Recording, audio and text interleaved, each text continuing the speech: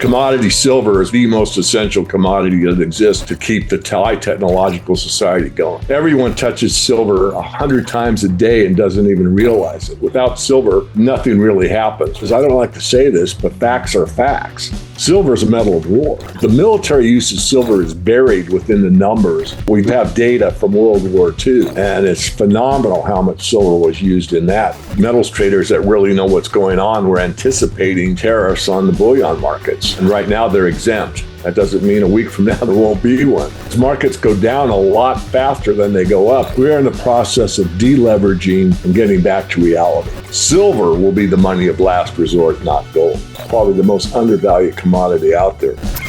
World War III is already happening. This is a house of cards, and it is in the process of collapsing right now. You're going to see an economic crash, the likes of which we've never seen.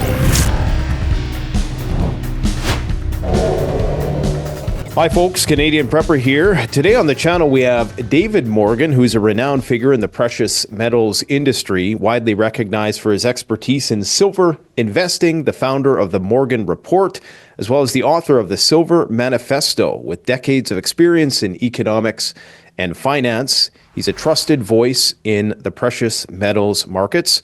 He's been featured on CNBC, Fox Business, and other major financial publications. And as we discussed before the video started here, he also purchased one of our Survival Outdoor Canada jackets, which he says is working out for him quite well, keeping him warm throughout the winter. Now, this is an unusual day to have you on the channel because we are seeing erratic swings in the market. I mean, futures were down 5% and then it swung upwards. And I believe the statistic is that it's the largest market cap gain in a 20-minute period in history, and that was an hour ago. We're not even at noon in the trading day, and we've already seen the markets crash and then uncrash and then kind of crash again, and now they're kind of going sideways a little bit. Anything can happen, and Trump just said that he is going to impose counter tariffs on the Chinese to a tune of 50% starting April 9th if they do not relent. David, before we talk about silver, which is what I wanted to have you on primarily to talk about today, and whatever else you want to get into, what are your thoughts of this market volatility that we're seeing right now? And how are you making sense of all of this? Well, we could talk for an hour on that, but first of all, as we all know, volatility is a sign of uncertainty, and the markets do not like uncertainty. And no one really knows the total repercussions of what these tariffs will do. We also don't know if they're permanent or not. I mean, Trump has been pretty wishy-washy. First they're on, then they're off, then they're delayed, then there's this country. No, we're not going to do that country.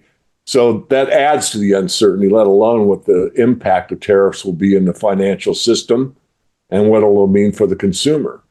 And I was on a little briefing earlier today, and someone asked me, similar question, so I'm going to go on a little bit longer, Nate. But if you look at the market as a whole, it's been overvalued for so long that it's out of reality. And I make the analogy of a good stock in the old days, the Graham days. You look at the stalwarts of stock valuations from the early times, you would have a PE, a price to earnings of about 10. So if you made $1 million a year, the stock price would be 10 times that amount. Now you have companies that haven't made a profit for 5 years selling for $300 billion. I mean, it's absolute insanity. And I was using the analogy of a pet rock or a Beanie Baby. There'll be a time when that Beanie Baby will sell for $500, but what is its real value? And it has to come back to reality at some point. Someone paid $100 for a rock you could pick up, anywhere, and $100 because it was a fad. It kind of been in this what I call fad mode for the stock market for a long time. Now reality is setting in. So my bigger take, Nate, is that this is kind of a trigger to bring these valuations to reality. Markets, all markets, metals markets, commodities, go from undervalued to fair value to overvalued. We've never had an overvalued stock market of this extent ever before in history. So we need to reconcile back to reality. And again, I think this is more or less a trigger for that.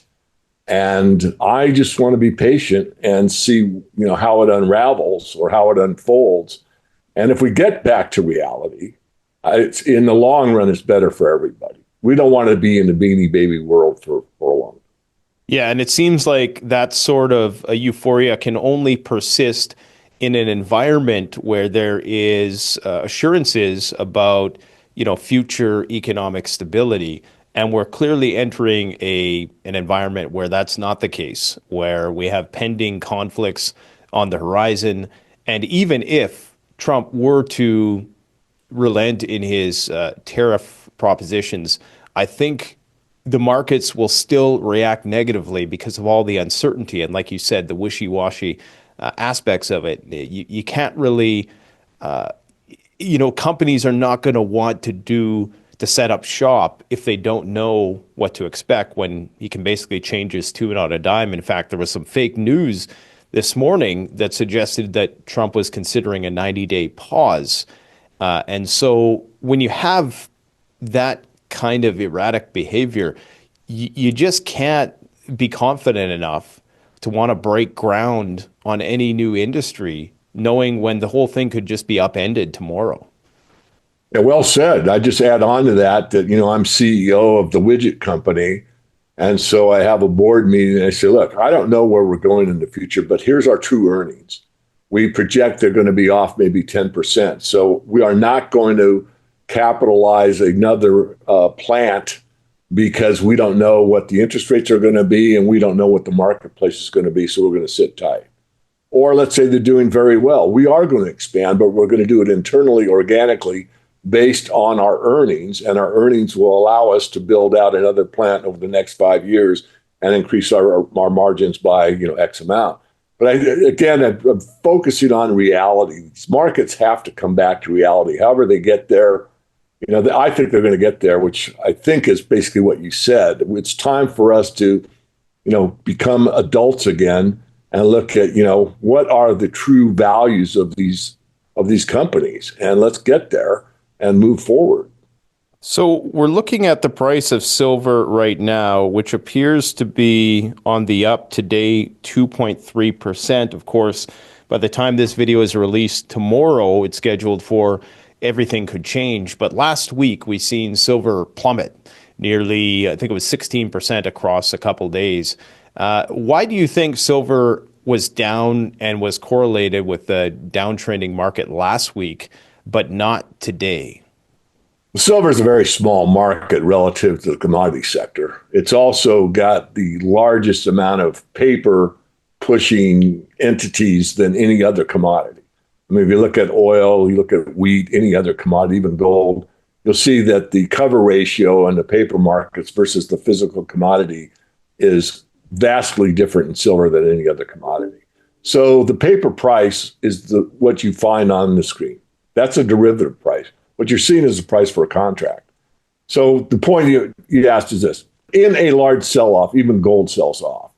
And the reason being is that these margin calls come in because everybody's leveraged in the market. To get a margin call, you got to put up cash. So the hedge fund managers, as an example, say, gold's up. I got a profit there. I'll sell off some gold and I'll beat my margin call. Silver, on the other hand, isn't used as a hedge nearly as much as gold, but it is a small market. So if people want out of it, they'll sell it. And dollars sell in gold has X amount of power. That same dollar sell in silver has like 10x power.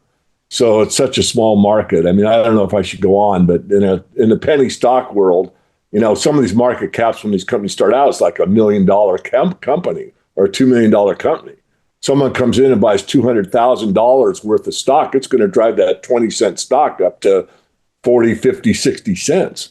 On the reverse, if that's $1 million market cap on a penny Canadian mining stock, and I sell 200,000 and it was a 20-cent stock, it'll probably take it to 2 cents because markets go down a lot faster than they go up. And the sell pressure always manifests greater percentage-wise than buying pressure. All right, guys. So as some of you know, Canadian Prepper is a fully independent channel. We don't have sponsors and we're beholden to nobody. You can help support us by supporting yourself by gearing up at CanadianPreparedness.com. I know that in an emergency, having the right gear can make all the difference. This is why I've tested and curated the best preparedness products on the market so that you can be confident and ready for whatever comes your way. Now, back to the video. How do you think these tariff announcements are going to impact the physical silver markets? Because obviously silver is an industrial metal primarily, and maybe you can talk about the proportion that's industrial and jewelry or finance related. But how do you expect, if this tariff regimen persists, will that impact precious metal prices, chief among them silver, for the sake of our conversation? Well, for the right here and now, before something wishy-washy sets in, it won't. We all thought it would. That's why we saw such a movement out of the LBMA, the London market, into the New York market, the COMEX, because the metals traders that really know what's going on were anticipating tariffs on the bullion markets. And right now they're exempt. That doesn't mean a week from now there won't be one. So right now it doesn't have an effect. In fact, it could be, I say could, not would. They might see some metal go back from New York, back across the ocean into the London market. We don't know that for sure, but that's where the arbitrage lies, so it could take place. As far as the physical market, it is really what will eventually run the price, but it really hasn't happened yet. Again, all futures markets, oil included, are based on the derivative price, not on the actual physical commodity. Now, I don't want to get in the weeds too deeply, but when the oil price is set at under $60, is that what's paid in the physical market? And the answer is yes, but it's reflective of the fact that there's enough oil at that price to meet the demand that day, that week, that month. If, for example, there was a problem in the oil markets, let's say the Strait of Hormuz under the current scenario we're looking at in the Middle East, well, all of a sudden, what happens? What happens is there's a cutoff of major supply, and the oil price will be set now by the physical demand for oil that can't be met because there's been a large cutoff. So I think I'm making my point that the futures market works great until it doesn't. And so do you think that tariffs will increase silver demand or decrease? Like in a multipolar world, maybe help us understand what the demand structure is going to look like and how it might differ from a unipolar world. Well, you outlined it earlier today. I watched your earlier video. And first of all, the industrial demand for silver for the last 25 years has been rather phenomenal. Because if you go back to the year 2000, the percent of silver used in industry was 35% of the market. Now it's well over 60%. And on a mining basis, it's 80%. And that's at the same time. So think about this, people. 25 years ago, the most silver we mined out of the earth was 550 million ounces on an annual basis, and industrial was 35% of that. Today, we mine 850 million ounces out of the market, 300 million ounces more, and it's 65% of the market. So that trend will continue, I believe. Yeah, there will be some curtailment, as we start going into what I think is going to be a greater depression. But that will take time. And again, we'll go back to reality. We'll be looking at things we need, not things we want.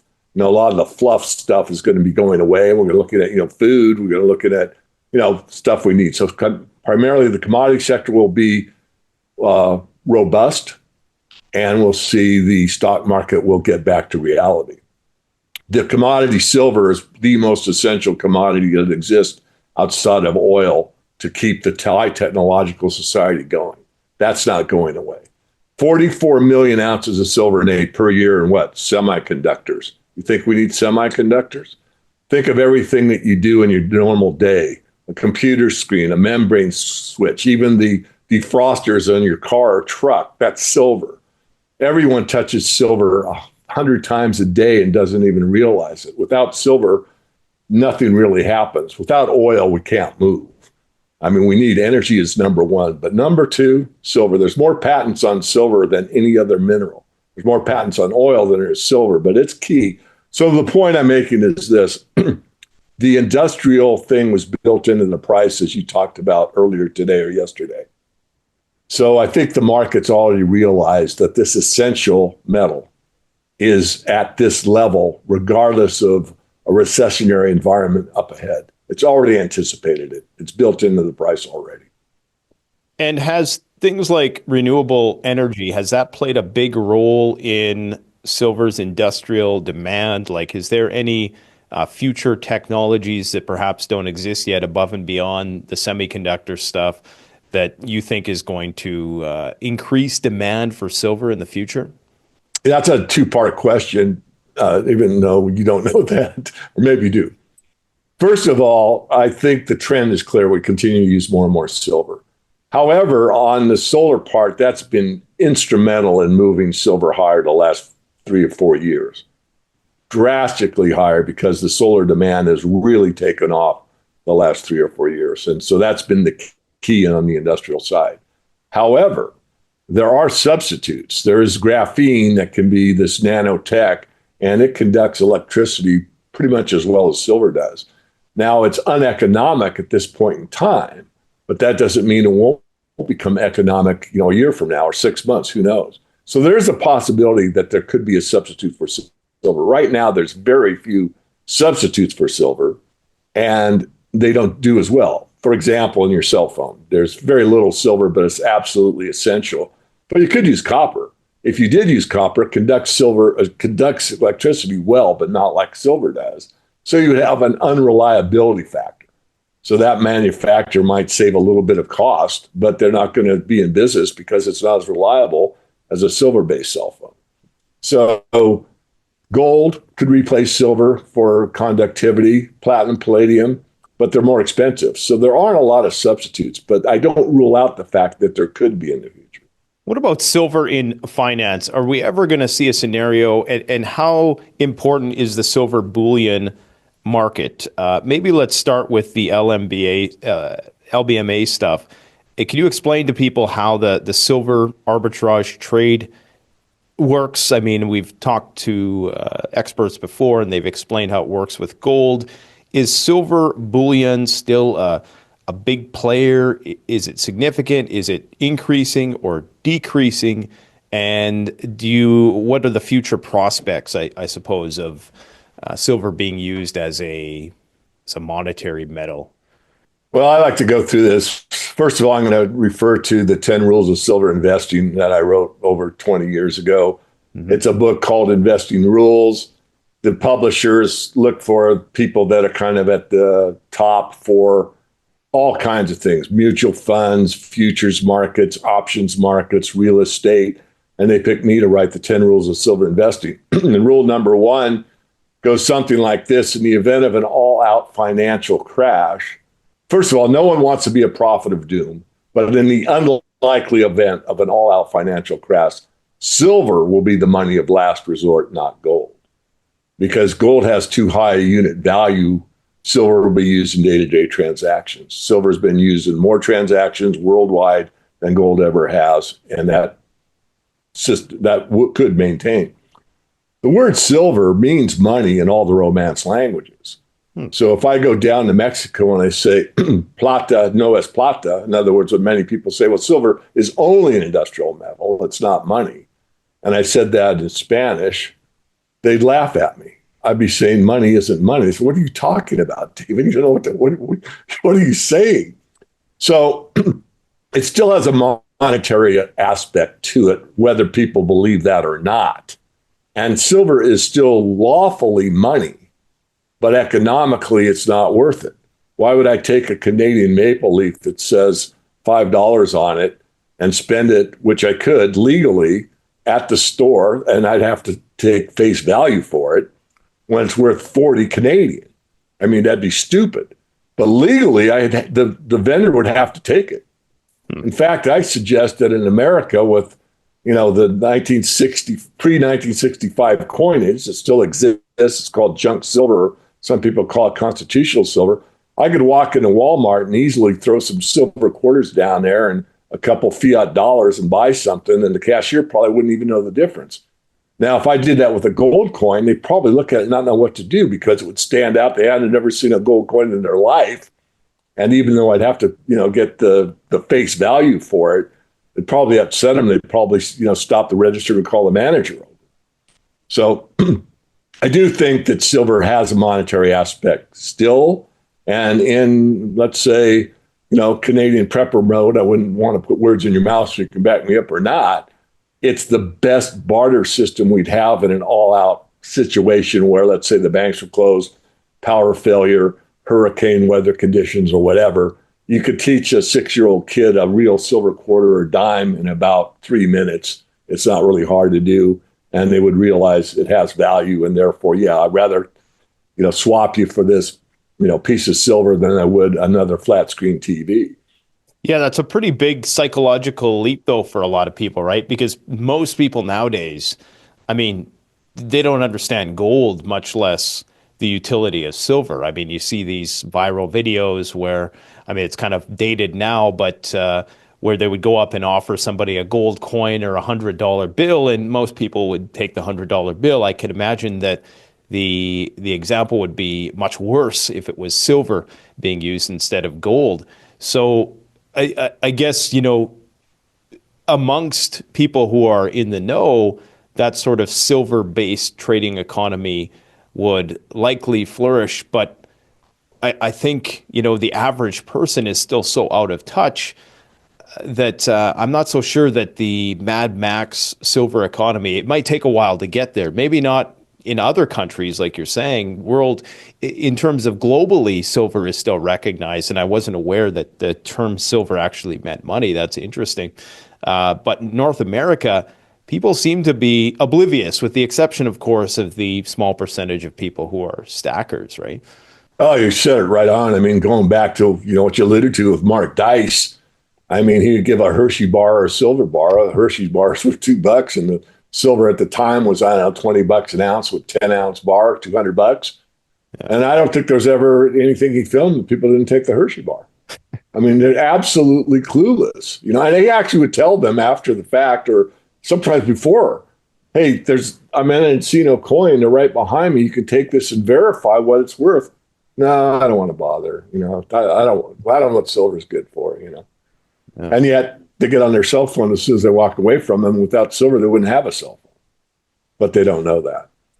So no, there's a lot to what you say. But my idea is that in a situation where, and it's an extreme situation, you call it, Mad Max, and I'll agree with that. In those instances, people wake up pretty quick.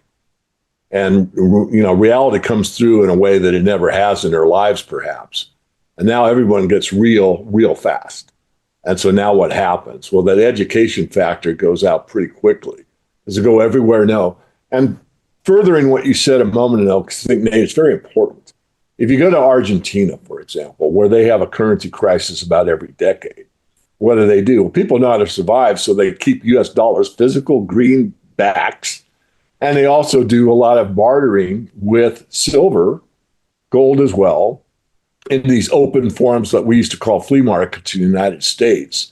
And one thing I didn't know, I'm always learning, is that it wasn't silver coins so much as silver jewelry. So they would use a bracelet, a silver chain, silver ring, that type of thing. And this ring has got this much silver. They might weigh it in some cases. Okay, I'll give you, this chain and this ring. I want that case of apples. Okay, it's a deal. So, as you said, in other countries, they're much more familiar with precious metals used as a monetary exchange than they are in the United States or Canada. And yet we have the most advantage as far as not having huge markups in silver. We want to talk physical silver, so let me drone on for just a moment more about what most people don't know is silver physically is discouraged on an almost worldwide basis. If you want to buy silver in any European country, there is a huge VAT, value added tax, on top of it. But it doesn't exist on gold. Asia, very big markups. It's discouraged as a monetary unit in almost everywhere except North America, meaning the US and Canada. So if you go in a coin shop and you say, well, I want to protect myself with precious metals, and there's no value added tax on gold, but there is on silver, most people are going to buy gold, because if you have to overcome the normal premium, which let's say is 5%, and then a 17% value added tax, and you got to get a 20% move in silver to break even on the backside to sell it back to that coin dealer, you're going to think twice. That's a big move just to make up the premium and the value added tax. And no one ever really talks about that. And most people aren't aware of it. But these are things that are subtle things that take place. I mean, silver was officially demonetized in 1873 in the United States and let silver was still in circulation in the United States through 1964. I made some notes, Nate. I just want to make this real quickly. Sure. But I looked at silver use as money in Canada. So according to Google, in February 2025, employed people in Canada was 21 million. And the average hourly wage, according to Google, was 35 Canadian an hour. And the price of Canadian dollars at this is about $40. So if you take that price and you look at being paid in silver, that would be 7 ounces per day for the average Canadian. And that would be 717 million ounces in 1 week. And the total silver supply, as I said a moment ago, is 850 million ounces mined and about 150 million ounces recycled, so 1 billion ounces. So 2 weeks of being paid in silver in Canada would wipe out more than the silver supply on an annual basis. And Canada represents 0.5% of the world's population. So that gives you the idea of how undervalued silver is relative to historical standards. If you go back into 1873, there were about 1.3 billion people, and there was about 4 ounces of silver per person. And in today's monetary system, to have 4 ounces per person, you're talking 8 billion people, you'd have to multiply that by 4 to get to the same place. And there really isn't that much silver in investment form that would ever take, silver back to the monetary standard. So silver really is undervalued relative to gold and relative to anything else. It's probably the most undervalued commodity out there currently. That VAT tax thing is very interesting. So do you think that is done to discourage people from buying it? Is there a conscious intent there to try to keep the price of silver down in doing that? Or is it just, the consequence of governments wanting to profit off of silver? Or is there something more nefarious going on there? Well, I think, this is opinion. It's a studied opinion. So there is or was, you no longer find it on the internet.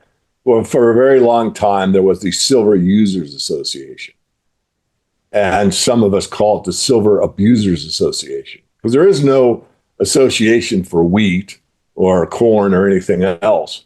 But this group of users got together and formed a coalition to say, we use silver in industry. We want to make sure, now again, this is my studied opinion, that we don't want to see silver used as money. It's way too valuable to our bottom line to keep it low price. So our margins for making, radios, television sets, and everything else. So let's start this users association, wink, wink, and make sure that we put out what I would call propaganda that silver isn't money and that silver's only use is an industrial use.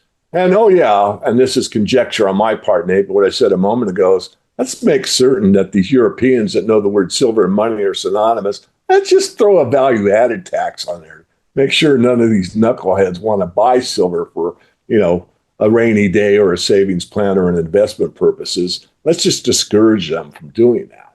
So there is something to the Silver Users Association. You have to go back on the Wayback Machine to learn much about it. But it did exist, and it did exist for a long time. And who were the big proponents back in the day?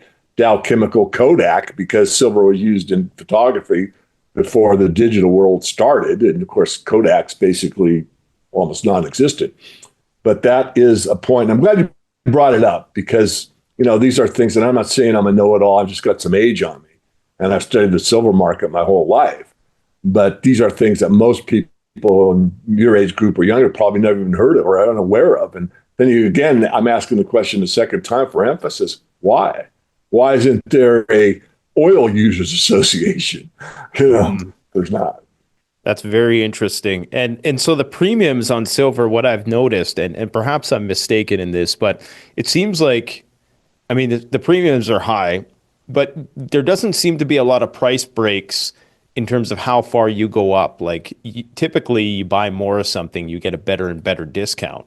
But it seems as though at least today, those discounts are minimal at best. And there really is no real incentive to buy like large bullion bars, or it's very little. Is that part of the price fixing? Is that they're trying to, or is that just a reflection of the sheer demand in silver that you're not even getting price breaks on those premiums when you go up to the greater bullion bars anymore?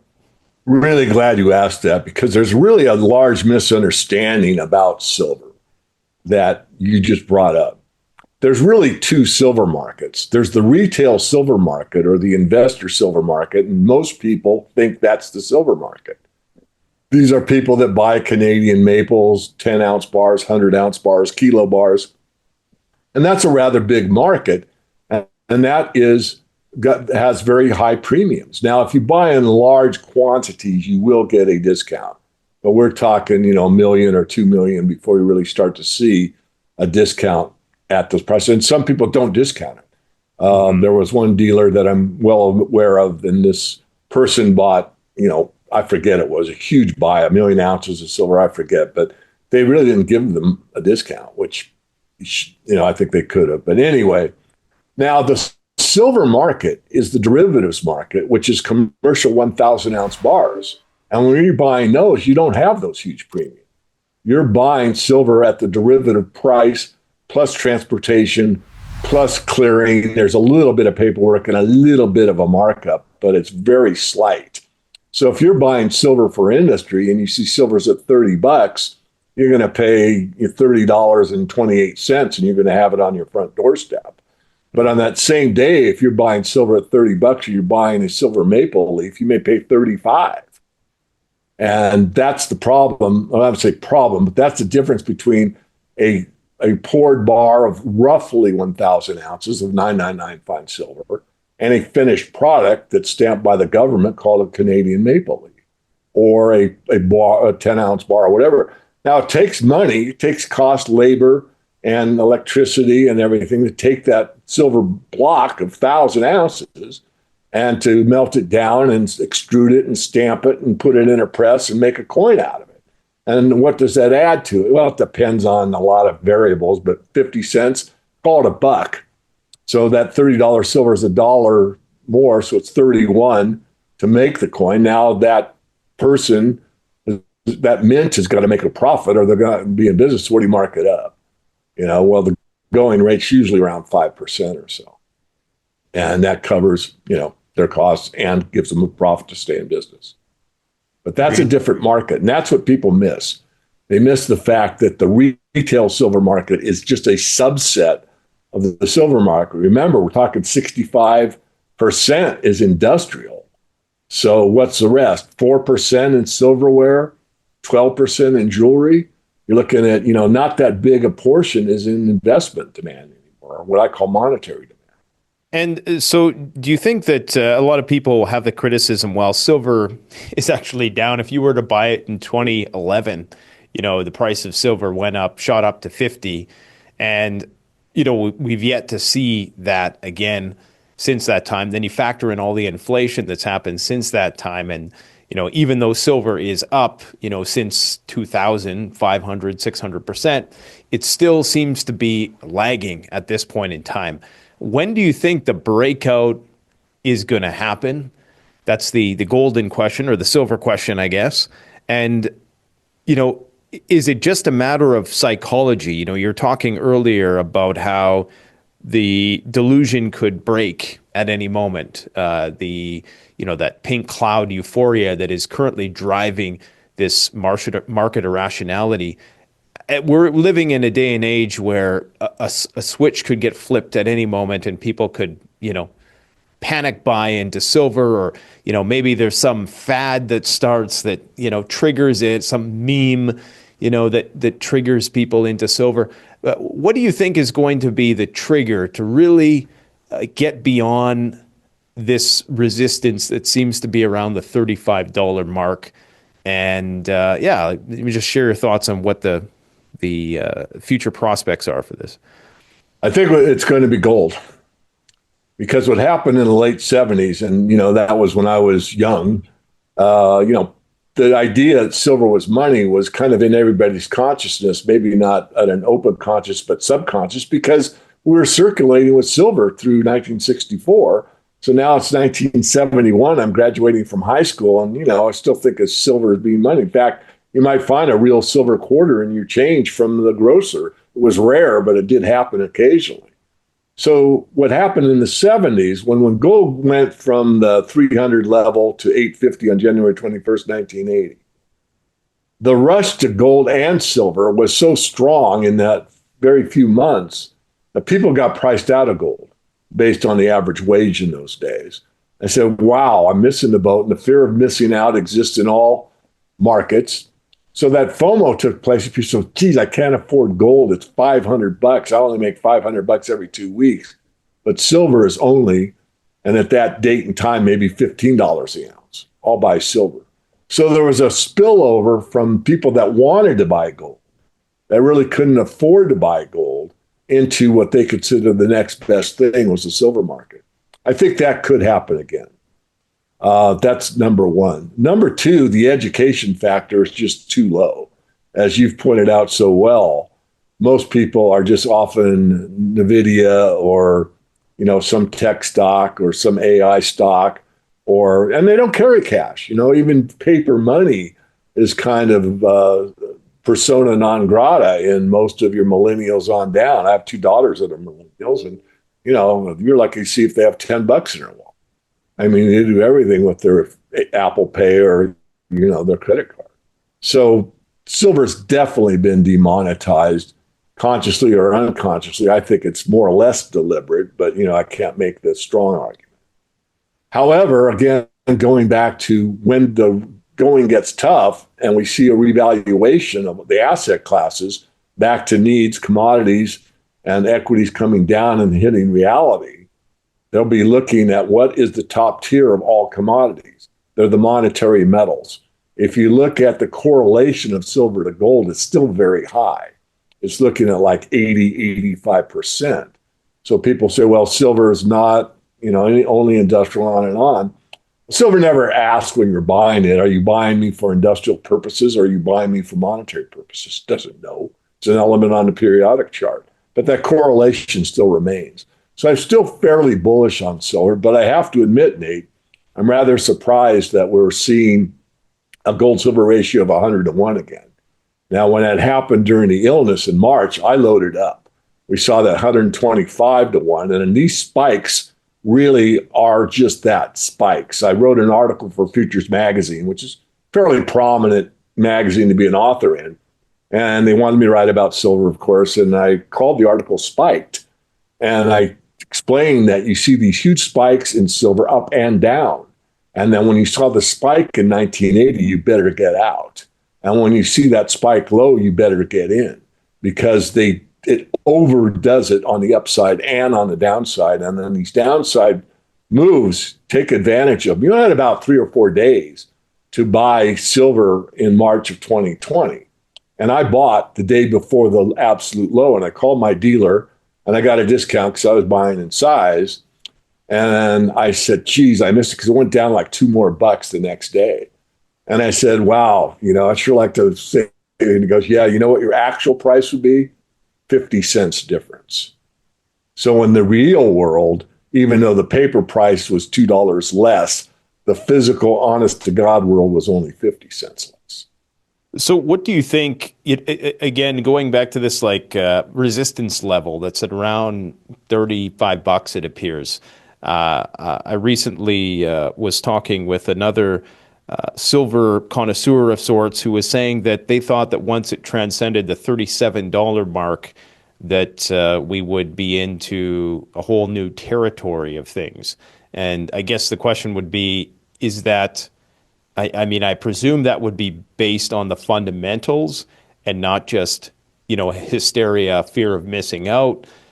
Do you have the same understanding of the situation, or do you think that it's pretty much anyone's ball game at this point? Could it go down? Could it go up?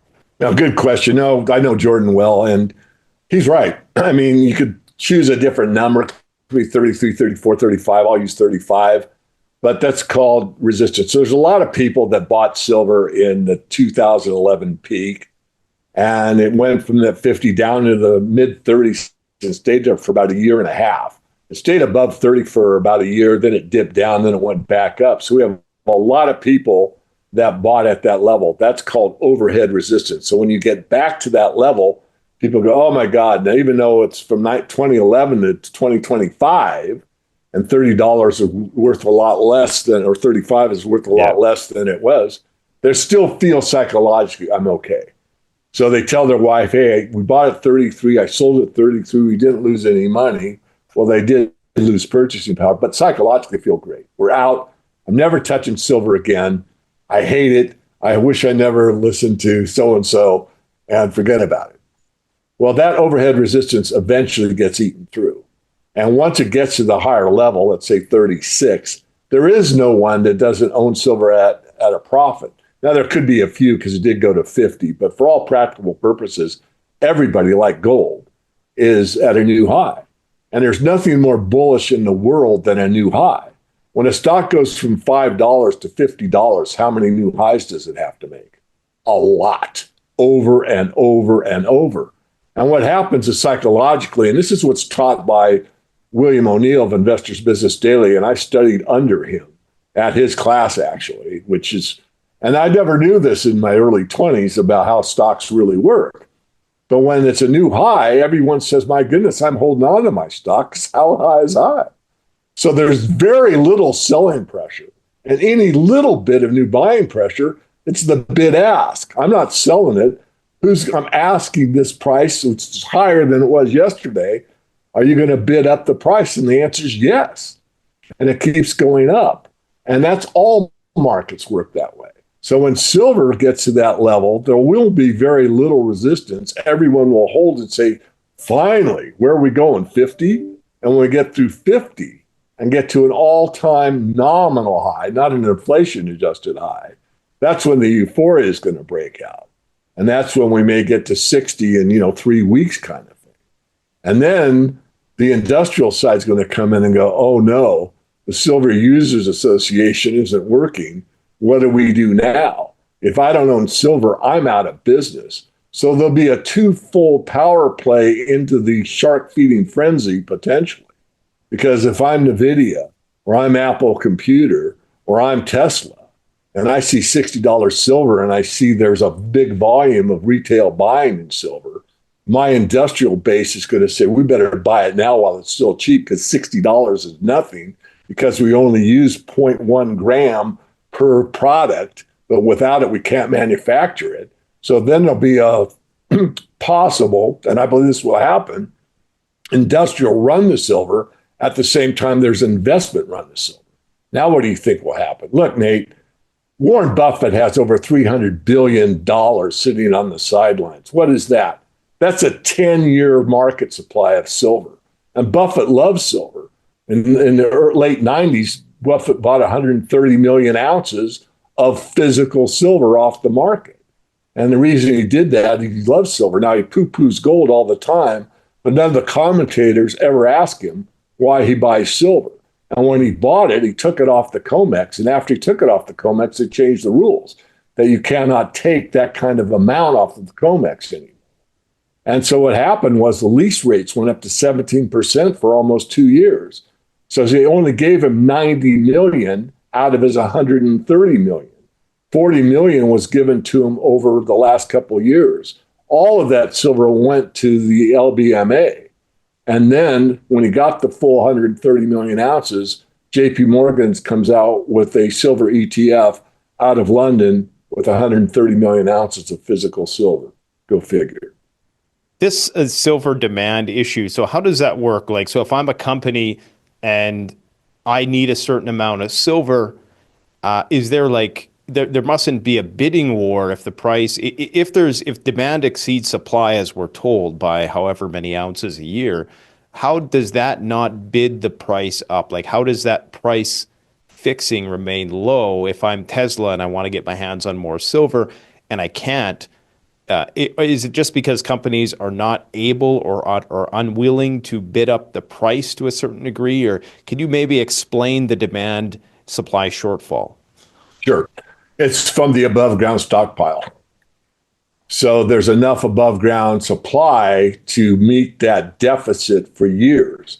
It's already taken place in the past. Between 1990 and 2005, there was a huge silver deficit of 100 million ounces a year on an average basis. In 1990, there was roughly 2 billion ounces of silver, which means commercial bars, 1,000-ounce blocks. And from 1990 to 2005, 1.5 billion ounces was eaten up. So we went to 500 million ounces of those blocks. That was a very low supply, yet the price did practically nothing. And the above ground stockpile started to build up from that 500 million ounces higher and higher and higher from 2006 up until about 4 years ago. And so as the supply was increasing above ground, the price went from, I forget the exact, but it stayed at 19 and then it went up to 50, as you mentioned. And the above ground supply was building. So there's really not a very good correlation between supply and demand as far as physical inventory. Now, right now, if we get to a projection that Matt Watson, who's a friend of mine that's an independent analyst like me, he's done a projection on silver just on the industrial side going forward to 2050. And in his work, he shows that we're basically going to be in a deficit for the next 25 years and that the above ground stockpile will be eaten up. And it's a guess or guesstimate because we're short about 250 million ounces a year. And we probably have at least 2 billion ounces in above ground supply. So as long as the people that are holding the above ground stockpile are willing to sell it at the going price, you're not going to get a bidding war. But it's when people have warehoused it like they used to and say, I'm buying all the silver. I'm buying 2 years worth of silver, put it in my warehouse, and I'm going to hold on to it because I want to keep my costs low. And therefore, well, someone else says, uh-oh, Mitsubishi just bought 2 years supply of silver, and I'm Tesla. Say, you know what? It's not a bad idea. We can't even mine it for that price. Maybe we should buy 2 years worth. But right now, the above ground supply is ready and able to keep that price within these parameters because it's a quote unquote surplus. Okay, interesting. Now, in your article, I guess it's more of a paper. I'm not sure what you would call it, but you talk about the 10 rules of silver investing. Can you maybe not go over every single rule, but just some things that people should keep in mind if they're looking at this from an investment point of view? And of course, disclaimer, this is not financial advice, of course, but what are some strategies and some things that you encourage people to take into account when looking at this as a hedge against inflation or what have you? Yeah, first, I don't have them all memorized. It's been a while since I wrote them. But one of the things I talk about is the best price isn't always the best price. You can get a low price and the dealer goes out of business. And this has happened time and time again. Northwest Territorial Mint that was in Seattle, Washington, used to advertise these extremely low premiums on silver, but they were very long on their deliveries. You'd buy it and you'd have to wait for a very long time. They went out of business, so a lot of people were caught holding the bag. And so that's one thing. The other thing I think is really important is dollar cost average. If you're going to stack, and I like the idea of stacking, because for the average person, if you had saved in silver and or gold, and I've always advocated doing both if you can afford it, just put your savings into real metal and keep your checking account for your daily expenses. Because even though silver has not performed nearly as well as gold, you can still buy gasoline for a silver quarter, or pretty close to it in the United States. When I started driving, we were off the silver, silver coinage was gone, but we're still pretty close to that. And 25-cent silver piece would buy you a gallon of gas. That price now is pretty close to a gallon of gas if you converted it to fiat. So it does more or less maintain its value. Obviously, I'm not buying gas for 25 cents. It's that 25 cents in silver is worth 10, 12 times the face amount. Yeah. So dollar cost average instills discipline, and the market goes up and down. You just average in a bull market, you come out ahead because it continues over the long term to go up in price or up in value. The other one is how much is enough? And I try to make these pithy, like how much cough syrup would you take with a cough? You can overdo it. Right. And I recommended 10% in that article. And the biggest complaint or people that get upset are usually people that bought too much, bought it at the wrong time, and bought the wrong kind. So they got bamboozled by a somewhat gray area dealer that talked them into these sort of rare silver coins, which is more or less a scam. Yeah. They had a huge premium, and they were excited by FOMO, or they heard, somebody talk about silver, and they put their, they overbought. They bought more than 10%. They borrowed money, whatever. And this is a mistake. You don't want to buy on emotion. You want to buy calm, cool, and collected. Again, dollar cost average. So that would be the couple of rules I go through. And the other thing is too much. I mean, I had a guy from Australia call me one time, and he'd heard somebody else talking about the merits of silver investing. And he way overdid it. He's a business guy. And he goes, man, I wish I would have listened to you first. Had I done that, I probably would have calmed down and just bought a reasonable amount. Now I'm overinvested, and what do I do? And I gave him a few strategies of what he could do. But I hear that often. So you think that 10% is sufficient? Because I've always, wondered about that number, and why is it just that, I guess, if you lose everything and you still have 10%, is it, I mean, it's heavy too. It's cumbersome to store. It's a security liability. Why 10%? And how do you advise people in terms of storage? And do you actually advocate for the physical over the paper? Yeah, well, you answered your own question. I mean, basically, the 10% comes from what you said. In history gone by, if you had 10% of your savings in, and I would say silver and gold, just to be specific, and everything went to zero, silver would go up about tenfold. In fact, if you go from, the crisis of 1980, silver went from, the official price of 42.22 up to 850 intraday spot market. So that was, a 20-fold increase, round numbers. But real estate didn't go to zero. The stock market didn't go to zero. So, but that's the idea, that everything else could go to zero, and that 10% would still break you even, or maybe even better than that. So that's why it's a hedge position. Again, you don't really want to buy too much. You want to buy a position. It's like, a survival situation, like a lot of stuff that you teach. I don't want to put words in your mouth, but, I might need, two of my jackets for, my neighbor or something, or a spare for myself, but I don't need 22. There aren't 22 people in my area in Montana. I'm so remote, So you got to kind of use your head on this stuff.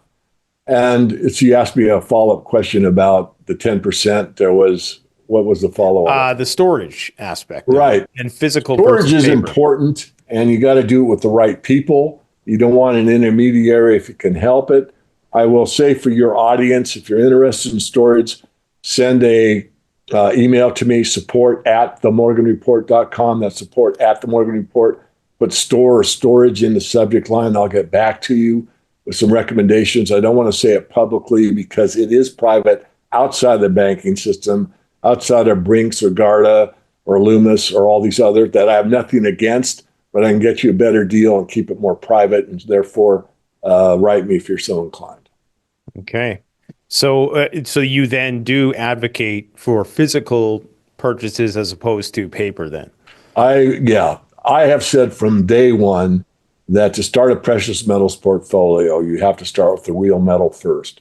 And after that's accomplished, you want to buy the Morgan Report and learn how to leverage smartly in the equity side. We will, that's what we specialize in. But I don't really want anyone to be on the equity side only unless they have physical metal to start with. It's that simple. Okay. And now just a few final questions here with respect to the state of things in the world.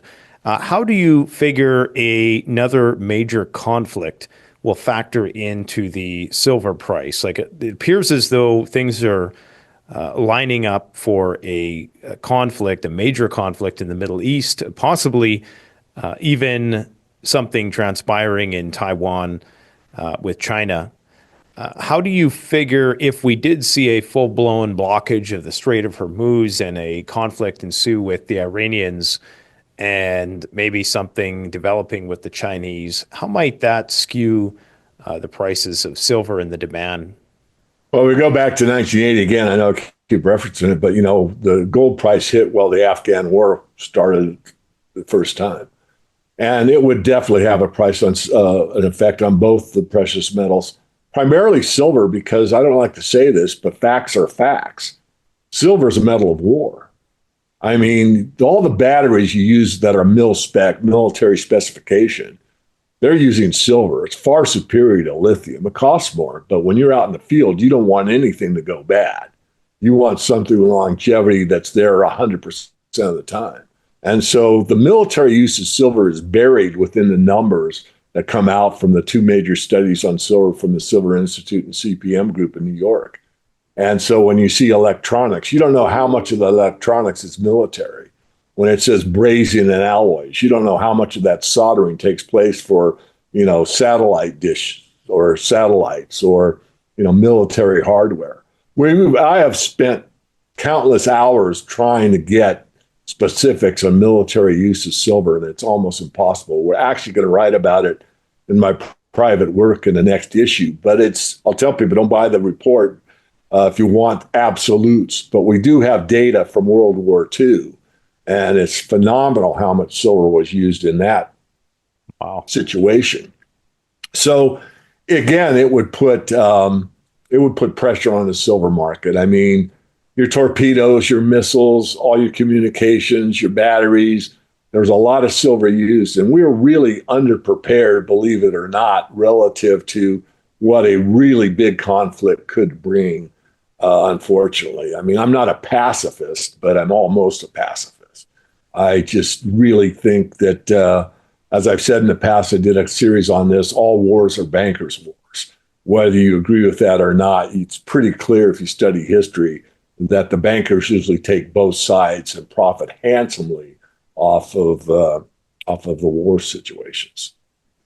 Now that we're moving into a new phase of rearmament in Europe, United States, everywhere, essentially, it seems inevitable that there's going to be increased demand from the Misc for silver. And I think this is something that, may actually trigger or at least be a confounding factor in the new commodities super cycle that people are anticipating. So, yeah, that's interesting that you say that. I too am reluctant about putting money into something that is going to be used for the purpose of war, which is why I personally, and this is just a personal thing, I divested from all my military stocks after October 7th happened. I had a bit of exposure to, the Lockheed Martins and the usual suspects. Because at that time it was, I guess there was less of a connection there, a direct connection. And then, as we're entering this period now, I mean, we're seeing in Europe, the military stocks are exploding. And so, yeah, I agree with you that that's definitely going to be an indirect boost for silver going forward here. I'm looking forward to that article that you're going to write about the military uses for silver. When do you expect that that's going to be coming out? Oh, probably about 30 days from now. Okay, and where can people find that information?